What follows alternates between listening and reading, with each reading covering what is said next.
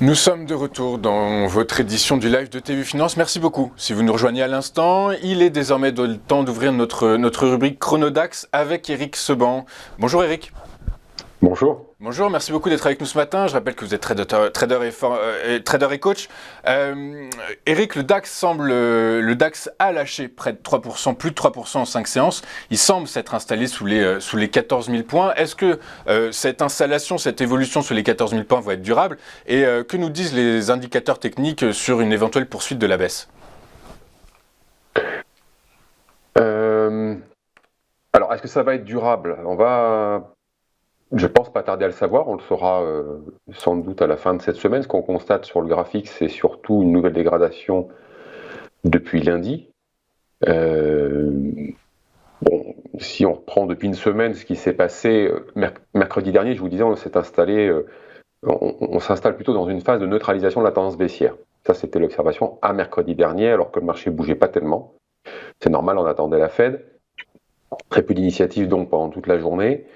Et puis ensuite, donc, on a vu l'accélération haussière qui s'est mise en place, avec immédiatement une correction. Donc la hausse s'est propulsée jusqu'à 14 200, 300, la zone 200-300.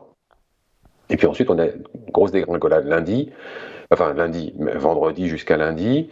Lundi, séance de clôture sur un nouveau plus bas.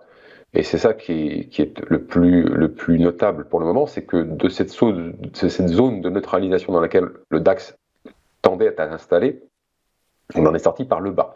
Ce qui n'est pas une très bonne nouvelle, surtout si on clôture la semaine jusqu'à en dessous de 13 600. Si on reste cette semaine sous 13 600, c'est plutôt une mauvaise indication envoyée par le marché, en tout cas à très court terme.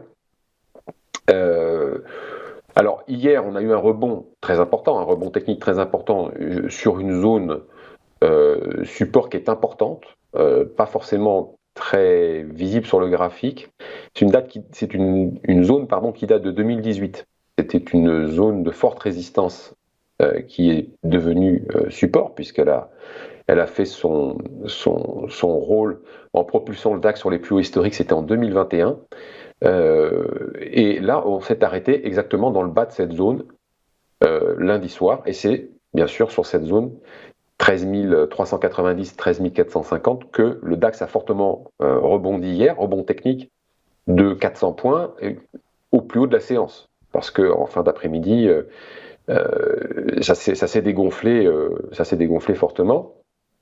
Mais il n'empêche qu'on a fortement réagi sur cette zone. Alors, c'est pour ça qu'aujourd'hui, si vous voulez, on va avoir une journée assez importante parce que le mouvement baissier en clôture lundi nous a fait sortir par le bas d'une phase de neutralisation de la tendance baissière. Donc on a repris la tendance baissière sur le plan chartiste, gommant au passage des espoirs de rebond au-dessus de 14 400.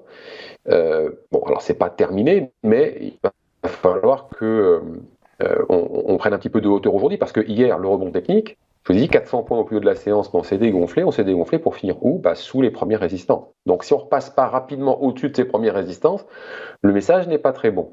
Donc aujourd'hui, demain, ça va être des journées qui vont être importantes justement pour constater la capacité du DAX à repasser au-dessus. Et s'il repasse au-dessus, à ce moment-là, on repartira à l'assaut des 14 000 et on restera à ce moment-là dans cette zone de neutralisation dont je vous parlais la semaine dernière. On aura fait une fausse sortie par le bas. Ou bien alors, on aura une nouvelle dégradation qui nous emmènera vers 13 100. Et là, c'est vraiment embêtant parce que la zone dont je vous parle, cette zone importante dont je vous parle, sur laquelle on s'est arrêté lundi, 13 390 450, c'est l'avant-dernier support avant justement le dernier qui est 13 100. Dernier, pourquoi? Parce que comme je vous l'ai dit la semaine dernière, en dessous, c'est 12 100 direct, il n'y a rien, il y a 1000 points de vide. Et là, sous 13 000, ça va vraiment pour moi être problématique parce que c'est la zone de danger. 13 100, c'est la zone de danger. Je pense que de façon assez, avec une vraie conviction, que sous 13 000, la volatilité qui est déjà élevée maintenant va exploser. C'est-à-dire que sous 13 000,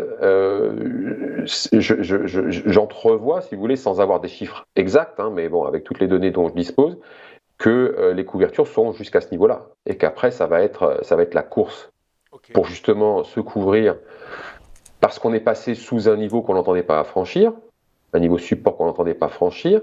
On va avoir donc des personnes qui vont chercher des couvertures sur leur position à travers les options. On va avoir les vendeurs d'options de baisse, les puts, qui vont courir après le futur pour le vendre, pour justement fermer leur position de vente d'options. Ça va être le chaos. Donc là, on va avoir une phase maintenant là, si on a une nouvelle dégradation il va falloir vraiment être très attentif à ce qui va se passer et surtout très prudent.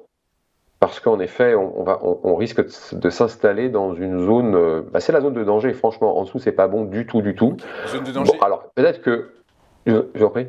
Oui, du coup, Eric, pardon, vous dites que vous avez plusieurs données à disposition. Est-ce qu'il y a d'autres indicateurs techniques que vous ne nous présentez pas sur votre tableau? Je pense aux bandes de Bollinger, je pense au stochastique, au RSI, qui peuvent justement expliquer, nous donner des indices vers la puissance potentielle de ce mouvement vers les 13 600 puis les 13 100 en gros. Est-ce qu'on peut l'anticiper, ce mouvement? Non, parce que j'utilise pas d'indicateur technique. En fait, j'ai qu'une lecture du mouvement des prix, de l'action des prix. Et donc, je n'ai pas d'indicateurs techniques. Je les utilise pas parce que de toute façon, ils sont toujours retardés sur l'action des prix. Donc, c'est pas, pour moi, c'est pas, ça n'a pas grand-chose, les indicateurs techniques, sauf à vous donner un timing, un momentum pour agir. Mais ils ne donnent que des bonnes informations. Que dans certaines phases de marché, il faut que la phase soit dynamique avec de l'amplitude, de la vitesse. Sinon, vous n'avez que des faux signaux techniques. Donc, je les utilise pas pour faire des lectures court moyen terme. Je les utilise de temps en temps quand je trade en intraday, mais c'est assez rare parce qu'il faut vraiment des conditions de marché particulières, notamment en termes de volatilité, pas qu'elles soient trop faibles, pas trop élevées, bref, voilà. Donc ça c'est du trading, plus trading, mais pour ce qui est de l'anticipation de l'action des prix sur un horizon court moyen terme, j'utilise que l'analyse chartiste, y compris aussi dans mon trading intraday. Il y a pas, les indications dont je dispose sont surtout la lecture de la volatilité sur les options donc listées, qui permettent de savoir justement, par la lecture de la volatilité implicite, quelle est l'anticipation que les investisseurs ont sur la suite des événements, parce que c'est là-dedans que je vais voir, si vous voulez, si à très brève échéance et à une maturité un peu plus longue, si on a de la recherche de couverture, et surtout quels sont les niveaux de volatilité, l'évolution de la volatilité, d'où on part, où on est arrivé, voilà, en fonction du graphique, on a plusieurs informations, mais ça c'est très compliqué à exposer, c'est de l'analyse contextuelle, ça prend 10-15 ans pour la maîtriser, donc je vais avoir du mal à vous expliquer tout ça, mais disons, on ne devrait pas, sur les zones de prix actuelles, avoir de fortes contraintes techniques. Okay, très clair. Donc, soit les perspectives d'enlisement du conflit sont à l'origine de cette nouvelle dégradation de lundi, et auquel cas, la moindre première nouvelle perçue comme positive par les investisseurs va faire rebondir le DAX et on va reprendre peut-être cette zone large dans laquelle on peut évoluer, qui sera un retour à la neutralité, c'est-à-dire qu'on sera sorti de la zone de neutralisation dont je parlais la semaine dernière par le bas, mais ce sera une fausse sortie, hop, on va la réintégrer. C'est très probable et c'est souhaitable. Ou alors on va se dégrader. Mais dans ce cas-là, il va falloir regarder comment la dégradation va se faire. Si elle est régulière, alors dans ces cas-là, c'est pas bon signe. Ça veut dire qu'on a vraiment un changement de perception de la part des gérants sur la suite, sur les prochains mois. Et vraiment, c'est vraiment pas souhaitable. Si on commence à s'installer dans une perspective... Là, pour l'instant, les gérants, et jusqu'à présent, ils étaient dans l'attente. L'événement d'Ukraine, c'était quelque chose qui était couvert par les options. Ça pouvait être quelque chose, en tout cas, c'était perçu au départ comme étant quelque chose qui aurait pas dû durer très longtemps. Donc on se protège, on attend. Si on commence maintenant à prendre des décisions,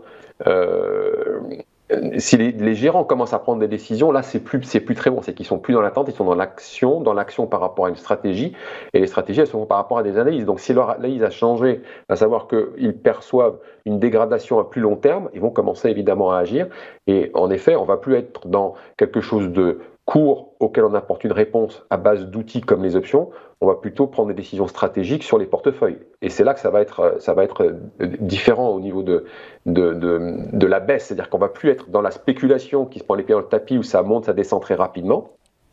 On va être dans quelque chose de beaucoup plus régulier. Donc si on n'a pas cette mise en place de baisse régulière, alors dans ces cas-là, ça indiquera simplement que c'est un excès de la spéculation qui, en tout cas jusqu'aux dernières nouvelles, continue d'occuper le gros des transactions, comme c'est le cas depuis des semaines, des mois. Ok, super. Merci beaucoup Eric d'avoir été avec nous. Merci pour vos explications. Je rappelle que vous êtes trader et coach en compte propre. On va marquer une pause et tout de suite après on retrouve Daniel Cohen-Delara et c'est Market Movers. À tout de suite sur Téléfinance.